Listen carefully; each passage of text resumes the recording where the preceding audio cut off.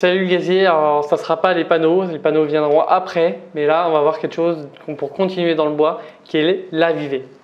Alors l'avivée, il faut savoir euh, que du coup on peut le trouver soit en feuillu soit en résineux. Il n'y a pas d'inconvénient à ça. Par contre, en résineux on le trouvera plus facilement en S4S que le feuillu, lui par exemple le chêne, on va le trouver plutôt en surface brute. Je peux me gourer, mais généralement c'est à peu près ça. Alors j'ai mis une belle photo de charpente parce que voilà, c'est essentiellement dans le domaine que c'est utilisé. Donc on va voir tout de suite les dimensions, on est là plein. Par exemple les poutres c'est 120 mm par 120 mm et 400 mm par 400 mm.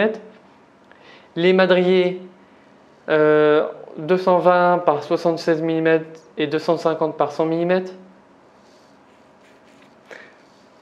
Les bastins 155 par 65 mm et 180 par 65 mm.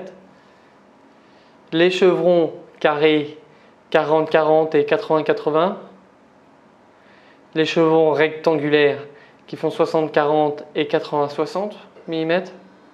Les planches, où là, ça va commencer à nous intéresser parce que là, on va pouvoir le prendre pour faire des ouvrages de type porte, fenêtre, porte intérieure plutôt, parquet, frisette, lambris. Donc voilà, 100 à 250 mm de large par 27 mm d'épais. Des voliges et lambris, voilà, 110 par 220 x 13 x 18 mm d'épaisseur. Des lithos 24-24, alors ça, il faut savoir que nous, on l'utilisera essentiellement pour faire du tasseau de fixation. Et voilà. Donc, j'ai pas marqué les domaines d'utilisation parce que je ne suis pas charpentier. Et j'ai vraiment pas envie de vous induire en erreur. Tout ce que vous qui me suivez là. Donc voilà, par contre, tout ce que je peux dire, c'est que par exemple, moi les chevrons 6-4, je les utilise des fois pour faire des cloisons. Parce qu'après ça, j'ai mes doubles pots mes doubles pots en BA13 et du coup, ça me donne une cloison de 60 plus 26, 86 mm, et ce qui nous donne des cloisons intermédiaires dans les maisons.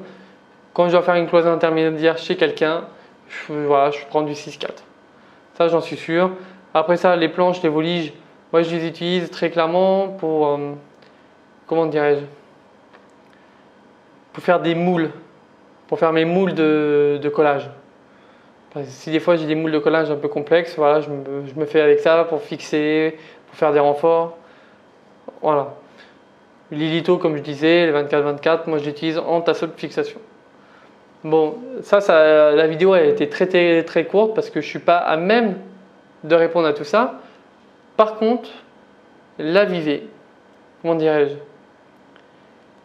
L'avivée, il ne faut pas se dire que c'est utilisé que par les charpentiers.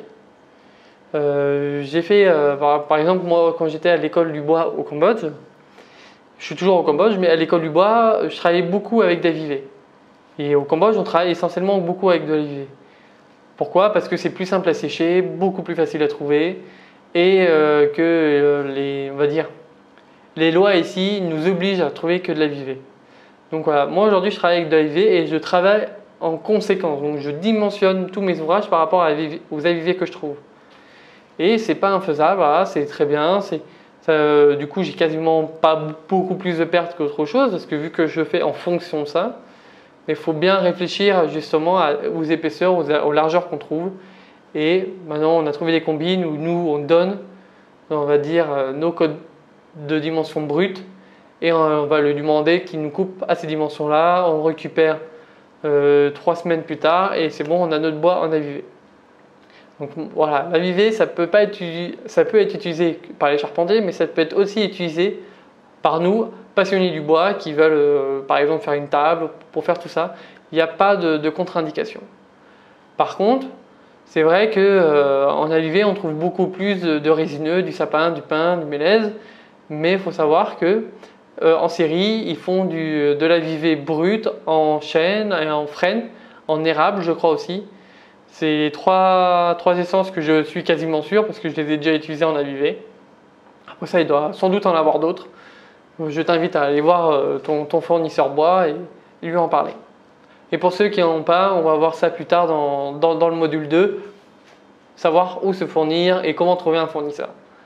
Bon allez, on passe tout de suite là cette fois-ci à voir les panneaux parce que voilà, faut pas déconner quand même. Allez, à tout de suite les gars.